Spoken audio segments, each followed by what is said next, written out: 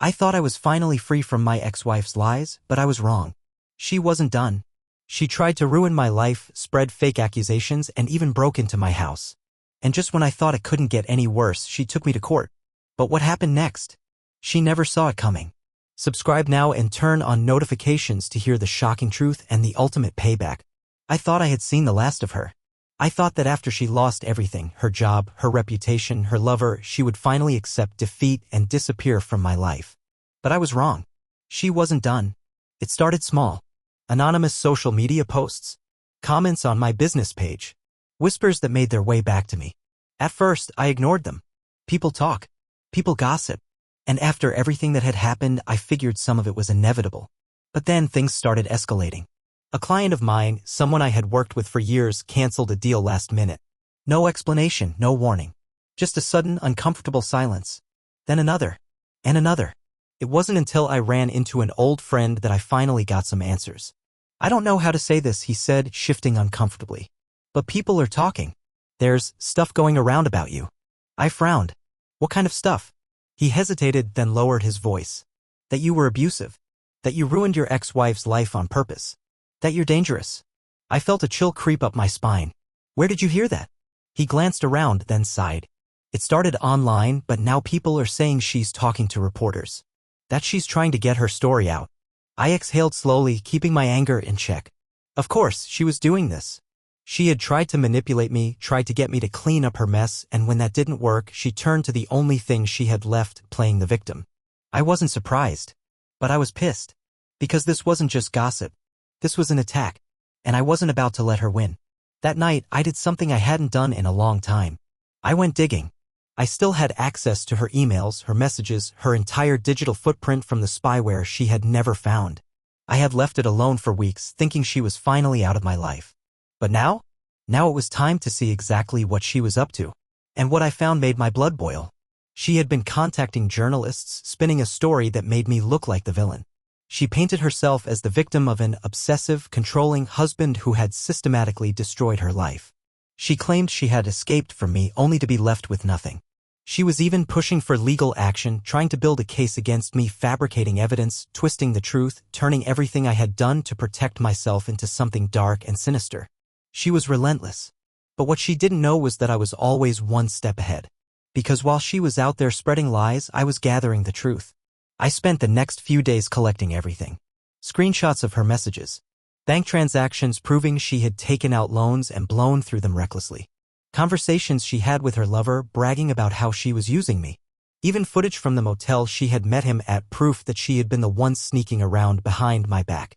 By the time I was done, I had enough evidence to dismantle every single lie she was telling. And I wasn't going to sit back and let her drag my name through the mud. So I set a trap. I reached out to a reporter, the same one she had been trying to sell her story to. I told him I had my own version of events to share. That I had proof that things weren't what they seemed.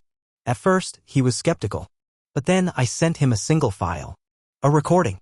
One she had no idea existed. A conversation between her and her lover from months ago, back when she thought she was untouchable. A conversation where she laughed about how easy it was to manipulate people.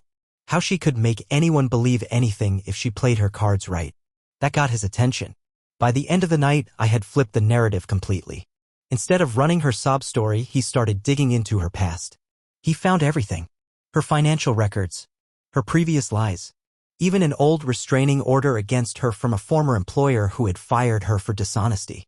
Her perfect little image? It shattered in an instant. The story that came out wasn't the one she had been hoping for. Instead of abused ex-wife, she became the woman who cried wolf. The manipulator. The liar. The fraud. And when she realized what had happened, she lost it.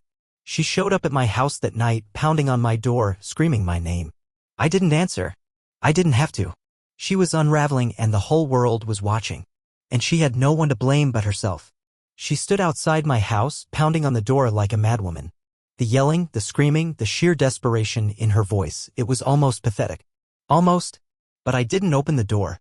I didn't give her the satisfaction.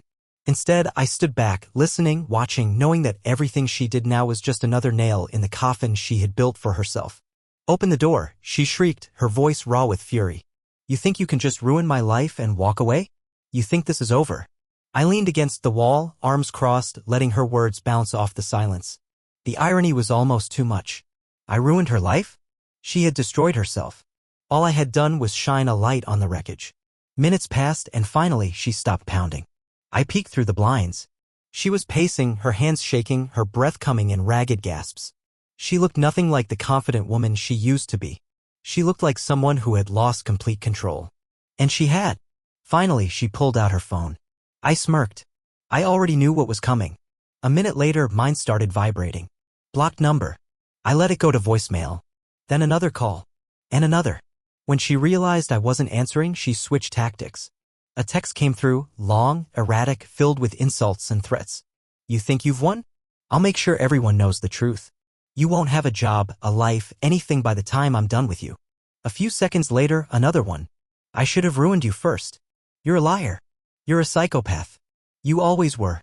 Then another shift. Please, just talk to me. We can fix this. I almost laughed out loud. Fix this? There was nothing left to fix. She kept going, trying every angle, threats, insults, fake apologies. But I didn't respond. I didn't give her anything. And eventually, the messages stopped. But I knew better than to think it was over. Sure enough, the next morning, I woke up to a new wave of chaos. News articles, social media posts, videos. She had gone nuclear. She had taken everything public. There she was, sitting in front of a camera, red-eyed, voice trembling, playing the victim in front of an audience that had no idea who she really was. I gave everything to my marriage, she sniffled, pausing just long enough to let the tears well up. I trusted him. I supported him. And in the end, he destroyed me. Lie after lie, carefully crafted, perfectly executed. She painted herself as the heartbroken woman abandoned by a cold and ruthless ex-husband. She told them I had set her up, that I had manipulated people into believing things that weren't true. And worst of all, some people believed her. The comments were flooded with sympathy. Stay strong, Queen. You'll get through this. I can't believe someone would do this to their own wife. Men like him deserve to be exposed. I exhaled sharply, staring at the screen. This was exactly what she wanted. She wasn't looking for justice. She wasn't looking for closure. She was looking for revenge. And she was willing to destroy everything in the process. But what she didn't know was that I was already 10 steps ahead. I had been expecting this. And I was ready. First, I started gathering everything, screenshots, voice recordings, financial statements, anything that proved the truth. I had evidence of her lies, her manipulation, her cheating, her reckless spending. I even had messages she had sent to her friends, bragging about how easy it was to fool people. Then I made a few phone calls. The first one? To a lawyer. Not just any lawyer. A defamation specialist. Because if she wanted to drag my name through the mud, she was about to learn just how dangerous that game was. The second call? To a journalist. Not just any journalist. The same one who had already exposed her once. I sent him everything, proof of her lies, the recordings, the messages. Within hours, a new article was out. A brutal, in-depth expose detailing how she had fabricated her story, manipulated the media, and twisted the truth to suit her narrative. It spread like wildfire.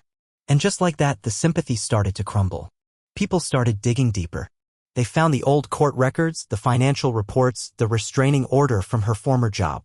They found inconsistencies in her story, contradictions in her interviews. And then, the final blow. A leaked recording. Not from me. Not from my lawyer. From someone she had confided in. A former friend. Someone she had admitted everything to in private. The recording was brutal. Her voice, clear as day, laughing about how easy it was to play the victim. How people eat up a sob story if you sell it right. That was all it took. Public opinion turned on her overnight. The comments changed. Wow. So she was lying the whole time? I actually feel bad for her ex. This is next level crazy. She really tried to ruin his life and it blew up in her face. Karma. She had built a house of cards. And now it was collapsing around her. And the best part? I didn't even have to lift a finger. She destroyed herself. And there was nothing left for her to do but watch it all burn. She had nowhere left to run. Nowhere left to hide. Her plan had failed and the world was turning against her. But instead of accepting defeat, she did what she always did, she doubled down. The morning after the leaked recording went viral, I woke up to dozens of new messages. People I hadn't spoken to in years were reaching out either to apologize for believing her lies or to warn me that she was still trying to fight back. I didn't even have to check the news to know what was happening. She was spiraling. She had lost control of the narrative. Her attempts to silence the truth were backfiring spectacularly. Every time she denied the accusations, someone would dig up more evidence, more inconsistencies, more proof that she had been lying from the start. Every desperate move she made only made things worse. She tried to claim the recordings were edited. That lasted for about 5 hours until someone uploaded the full uncut version. She tried to accuse me of hacking her private conversations. That fell apart when the journalist confirmed that the leak hadn't come from me at all, it had come from a former friend of hers. She even tried to claim that she had been pressured into lying, that she had been manipulated by people who wanted to see her fail. But by that point, no one was buying it. Her once loyal supporters were abandoning her. The comments on her social media had changed overnight. So all of this was fake? You literally admitted to making it all up. Just stop. I defended you and now I feel like an idiot. Karma is undefeated. She deleted post after post, desperately trying to clean up the mess, but it was too late. Screenshots were everywhere. And then her final mistake. She went on live TV. I don't know how she managed to get an interview slot. Maybe some desperate network thought they could milk the last drops of drama from her story. Maybe they believed she would confess, finally own up to everything. But she didn't confess. She tried to spin the story again. I watched, sitting on my couch, shaking my head as she sat across from the reporter, her face pale, her hands clasped tightly in her lap. She was nervous. Sweating. She knew she was walking into a battlefield, but she still thought she could win. I just want people to understand, she said, her voice trembling. Everything got so out of control. I was hurt. I was scared. I made mistakes, but I never meant to hurt anyone. The reporter leaned in. So, just to be clear, you're saying you didn't fabricate the allegations against your ex-husband? She hesitated. Just for a second. But it was enough. Some things were exaggerated, she admitted finally. But I was in a really dark place and I felt like no one was listening to me. I didn't mean for it to get this far. I laughed out loud. She really thought that would save her? That half-admitting her lies would somehow make it all better? The reporter didn't let up. But in the leaked recording, you're heard saying, and I quote, "People eat up a sob story if you sell it right." That doesn't sound like exaggeration. That sounds like intentional deception. She swallowed hard. I was venting, she said quickly. That was taken out of context. The reporter tilted his head. You also said I could make anyone believe anything if I play my cards right. How's that being taken out of context? Silence. She opened her mouth, but nothing came out. She had nothing left. No excuses, no lies that could save her. The interview ended awkwardly, and by the time it was over, whatever was left of her reputation was gone. People weren't just angry anymore. They were disgusted. The backlash was immediate. The same people who had defended her were now tearing her apart. She became a joke, a cautionary tale. Her name became synonymous with manipulation and deceit. She lost everything. But even then she wasn't finished. Because 2 nights later, I got a call from an unknown number. I let it ring. I wasn't about to answer. Then, a voicemail. I debated ignoring it, but curiosity got the best of me. I pressed play. Her voice was quiet. Hello. I don't know what to do anymore, she whispered. I have nothing left. I can't go outside without people recognizing me. I can't find work. I have no money, no one to turn to. You don't have to care. I know you probably don't. But I just need you to know that I never wanted it to be like this. I stared at my phone, listening to the silence after her words. I wasn't sure how I felt. For so long, I had wanted her to pay for what she had done. I had wanted her to hurt the way she had made me hurt. And now? Now she was broken. But I felt nothing. No sympathy. No guilt. Just nothing. I deleted the voicemail and went to bed. Because as far as I was concerned, this was the final chapter. She had built her life on lies. And in the end, she had burned it all to the ground. I thought that voicemail would be the last time I ever heard from her. I thought she would disappear, fade into obscurity like so many others who get caught in their own web of lies. But I was wrong. Again. Because when someone has nothing left to lose, they become unpredictable. Dangerous. And she was no exception. At first, she went silent. No more public statements, no more desperate attempts to spin the story. Her social media accounts vanished, and even the people who had once defended her stopped mentioning her name. For a brief moment, I thought she had finally given up. Maybe she had left town. Maybe she had finally accepted the consequences of her actions. But then, strange things started happening. It began with anonymous messages, dozens of them flooding my inbox, all with the same cryptic tone. You don't know the whole truth. One day, you'll regret what you did. She was right about you. I ignored them at first, assuming they were just from a few die-hard supporters who still refused to believe the truth. But then they became more personal. More specific. You think you're safe? You think this is over? That one made me pause. I didn't respond, but I started watching my surroundings more carefully. Checking my locks twice before going to bed. Looking over my shoulder when I walked to my car at night. I told myself I was being paranoid, that she had no real power left, no way to hurt me. But then something happened that I couldn't ignore. One evening I came home from work to find my front door slightly open.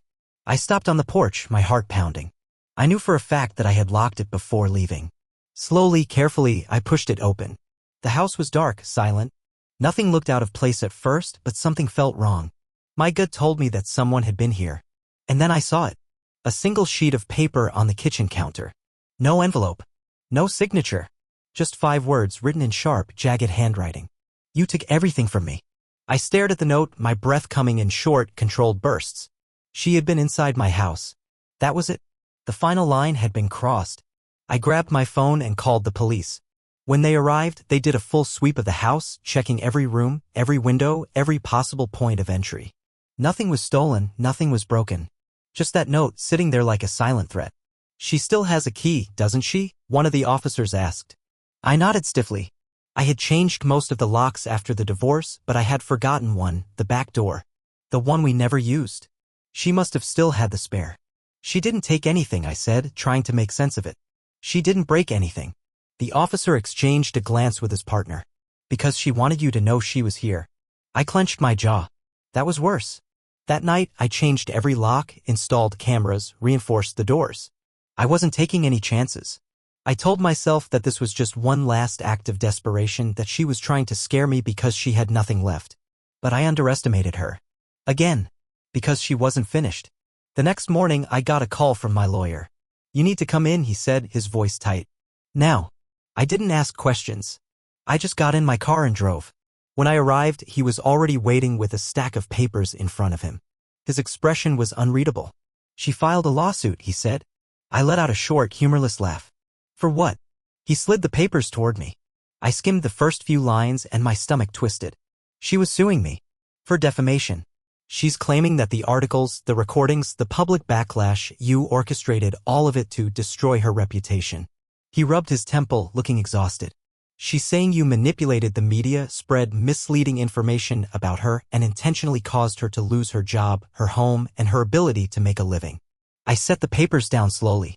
She has no case, I said firmly. I know that, my lawyer said. But she doesn't need a case. She just needs attention. And that's when I understood. This wasn't about money. It wasn't even about winning. She wanted the spotlight back. She wanted people talking about her again. And she was willing to drag me into a courtroom just to do it. I exhaled sharply, my fingers drumming against the table. How long will this take? If the judge sees through it? It could get thrown out in weeks. He paused. But if they let it go to trial? It could take months. Maybe longer. I closed my eyes for a brief moment, forcing myself to stay calm. This was what she wanted. To keep me trapped in her orbit. To make sure I could never fully escape her. But what she didn't realize was that I wasn't the same person she had manipulated before. I wasn't afraid of her anymore. I met my lawyer's gaze and nodded. Then we fight. And just like that, the final battle began. A legal war that would decide once and for all who would walk away from this nightmare for good.